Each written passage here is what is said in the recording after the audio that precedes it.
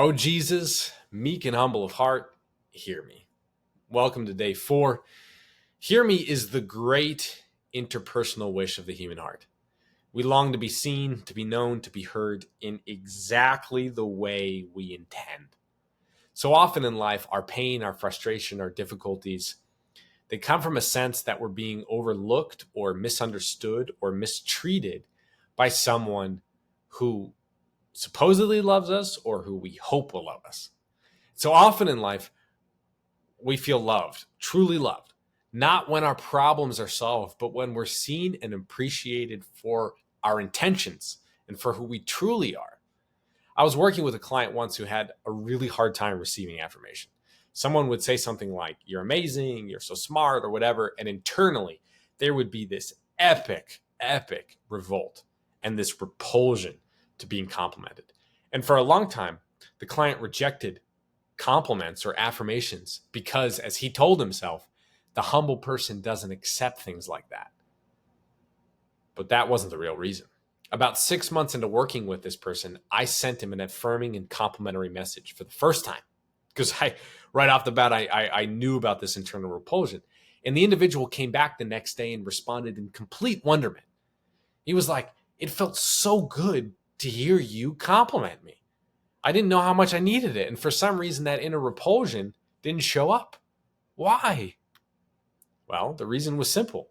It wasn't out of humility that he rejected compliments and affirmations. It was fear. The client didn't want to let anyone in. He had a hard exterior. He was rarely vulnerable. And, I might add, for good reason too. His history with other people told him, when you get vulnerable, you get hurt. So he never got vulnerable. And as a result, never felt like anyone actually knew him well enough to compliment him or criticize him. But I knew the client. I knew the deepest parts of him, the dark stuff, the stuff that was hidden from the rest of the world, the stuff that he had learned long ago that if anyone found out about, they would leave. What was hidden beneath the hard exterior was a deep longing to be seen, heard, and known. Today, when we say, "Jesus, hear me," in what I'm about to say, it's an act of deep vulnerability. The author is saying, you know me completely, so you could totally hurt me. So with what I'm about to say, I need you to treat it well. Don't judge me, don't condemn me, don't leave me. Whatever you do, don't punish me or hurt me for showing you the depths of my heart. No matter how ugly it may be, just hear me. Don't miss me, don't ignore me, don't overlook me, don't judge me, hear me. And as we go through the rest of the prayer, each prompting is in many ways meant to reveal some of our worst tendencies or shameful inclinations that draw us away from God or even attempt to replace him in our lives. And the hurdle we face is whether we're willing to trust those thoughts and feelings and emotions with Jesus directly, whether we're willing to confront them truly and directly. A hallmark of the truly humble person is their ability to get to a place of total openness with God.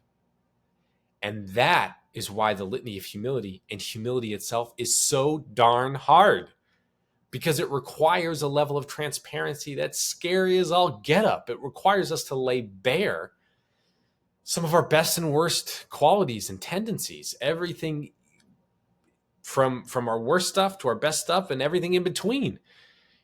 It requires us to go to him and trust that he's going to respond to our faults and shortcomings by hearing us, by seeing us, and by loving us into the person we're made to be. Vulnerability is hard in any context, but it's impossible if we don't feel safe. And today, the author was essentially providing the condition by which they were willing to be vulnerable with God. And the condition was, hear me. With your compassionate, merciful, humble part, hear me. So today, take a look within. Again, really examine some of that resistance within you. Which part of you doesn't want to be heard by God? Or what part of you wants more than anything to be heard, maybe for the first time in your life? Explore those parts with compassionate curiosity and ask God to help prepare your heart to be honest and open with Him over the course of this pilgrimage, maybe in ways you've never been open and honest before. You can explore this further with me at jackatthecatholicmentor.com.